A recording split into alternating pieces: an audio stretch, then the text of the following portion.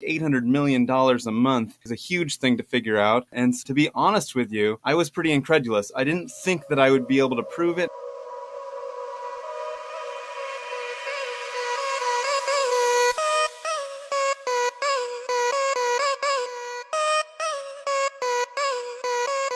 This is Time for Marketing, the marketing podcast that will tell you everything you've missed when you didn't attend the marketing conference.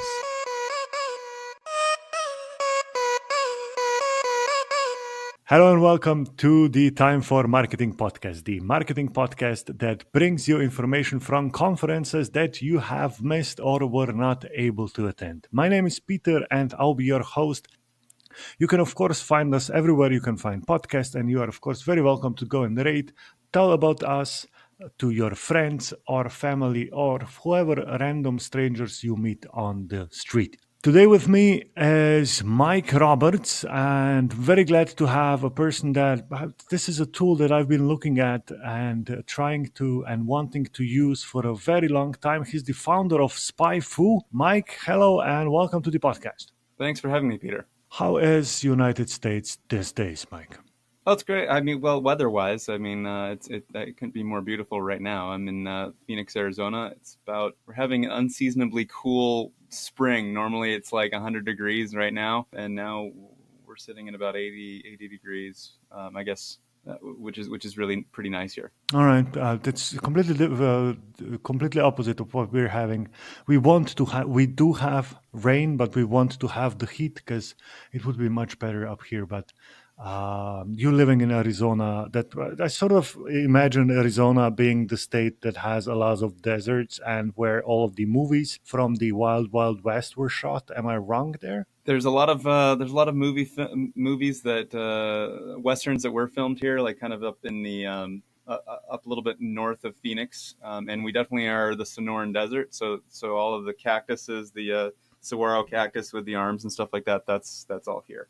Probably the thing that I was most shocked by when I was in the US was that I really saw a random guy dressed as a cowboy, or what we would call a cowboy, in the middle of Texas on a gas station. Does that happen in your town? Yeah, I would. I think that when I'm overseas, a lot of people assume that Phoenix is like everybody rides around on horses or whatever, and that's definitely not the case. But you'll definitely run across cowboys for sure, 100%. Like if you go a little bit further into Arizona than in Phoenix, people definitely are wearing cowboy boots, cowboy hats, and you're like, dang, this is a legit thing for you. This is the thing, All right. Yeah. Yeah, so you are as different as we think that you are. Michael, you, next to SpyFu, that is an excellent tool, pretty much known around the marketing world. You've just released a new tool that is called the Nacho Analytics. What's the Nacho in the analytics that you have? Right, so the Nacho means it's not yours, right? So it's somebody else's analytics. And so what Nacho does is it lets you see... okay.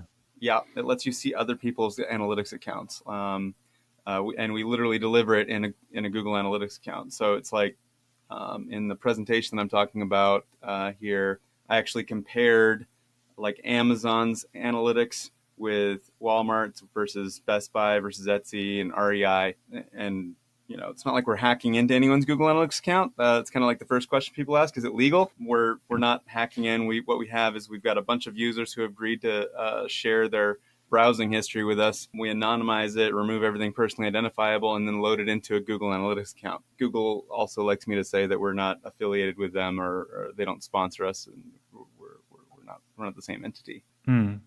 Both of your big things that you did in recent times was showing data from other people, so showing the data from your competition. Mm-hmm. Is this the thing that you would say that is the one of the most important things that companies should be doing, looking at the competition and making their marketing better because of it? I think a lot of everybody's running tests and everybody's spending money trying to figure out like what's the most effective way to do, marketing or build products. And all of this stuff is sort of trapped. All this knowledge is trapped inside of companies. And so my thought is that, we can all benefit if we can learn the lessons of our competitors or of the best in the world, right? We can learn what works and what doesn't work on literally any kind of campaign, whether it's SEO and PPC, or whether it's email marketing, display advertising, conversion rate optimization. All of that stuff is exposed inside of people's analytics.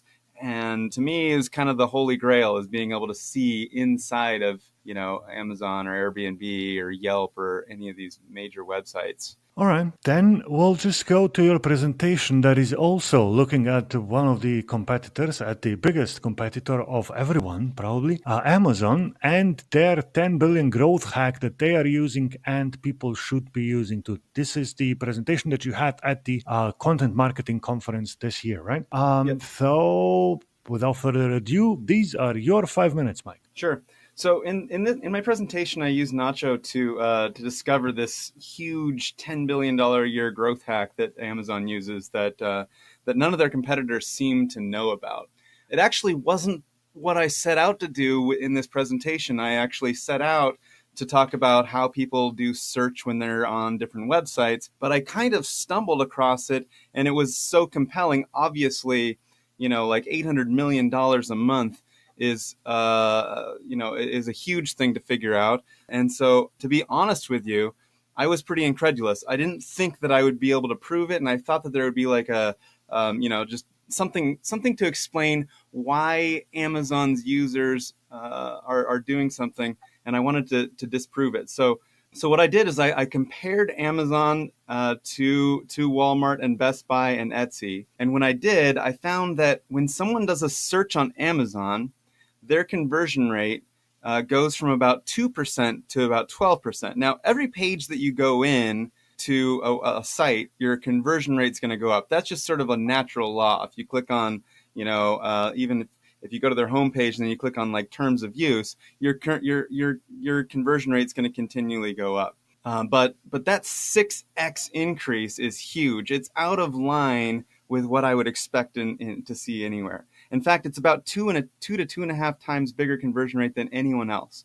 Walmart, for example, gets like a 3x boost, and same with Etsy and same with Best Buy. Nobody gets a 6x increase. So what I did is I went through and I came up with all these reasons why it might be something having to do with Amazon's users. I thought, well, maybe they're just more sophisticated. Turns out that wasn't it. Well, maybe it's this Amazon Prime thing. These people are just more efficient. Well, that's not it. Then I thought maybe people are doing, maybe Amazon is personalizing the search. They know so much about me. They're going to take their knowledge of things that I bought in the past and make those type of really solid recommendations. Turns out that's also not it. So I wound up in this place where I was able to figure out, well, what's the conversion rate, by each of Amazon's SERP positions, right? Like when you type in a search, number 1, number 2, number 3, what's the conversion rate there? And I mapped that out. And I was like, oh, this is definitely going to tell me the answer. Turns out that didn't tell me anything, but it led me to this place where I figured out, well, every SERP on the result page basically gets about the same conversion rate. So the real answer is, what is the likelihood that Amazon delivers a click-worthy result? You type something in, what's the likelihood that you're going to click on it? And that's how we measure search relevance, right? And it turns out that when you do a search on Amazon, you get a click-worthy result about 42% of the time. Their competitors do that at about 15% of the time. So Amazon is delivering quality results 3 times more often than competitors, and it's across the board. So then I said, okay, well, why is this? Are they actually doing this, or is Amazon just somehow have more inventory and they're able to satisfy more users? Turns out that Amazon has they have almost 1% of their development staff, about 800 engineers dedicated to search relevance, and I could figure that out through LinkedIn. Guess how many their competitors have? 0. They don't have anybody dedicated to search relevance. So what can you do? So Amazon's huge. You can't necessarily apply this, right? Well, actually you can. If you've got a search bar on your site, what you can do is you can say, well, what's my average? How often am I delivering a clickable result? if you look at my my blog article, you can see how you're actually I made this into a blog article. You can go to nachoanalytics.com/blog and find it. But you can find how you can find your queries that are falling below your average click rate, right? So if Amazon's getting some queries where it's like 20%, then they can look into those and see why they're not delivering quality results. And you just do that day after day, and Amazon's been doing it for years. So the one thing that I learned that I didn't mention on stage, and it didn't even hit me until I got back to my hotel room, was that it turns out that if you add autocomplete or type ahead to a search box on your site that doesn't have it, you'll increase your conversion rate by 25%. I wrote another blog article about this, and so you can see all the details of my research. But ultimately, the reason is that autocomplete actually increases the length of search terms, and when you increase the length of your search term, your conversion rate goes up. That's just how it works. And the reason that it works that way is if you have a longer search term, as a sort of non-noob searcher, you realize this, the longer your search, the more relevant your results are going to come back. So if you have a search bar on your site, add autocomplete. Add it today. It'll make you 25% more conversions. All right. Excellent, Mike. Thank you. This really is one of the things.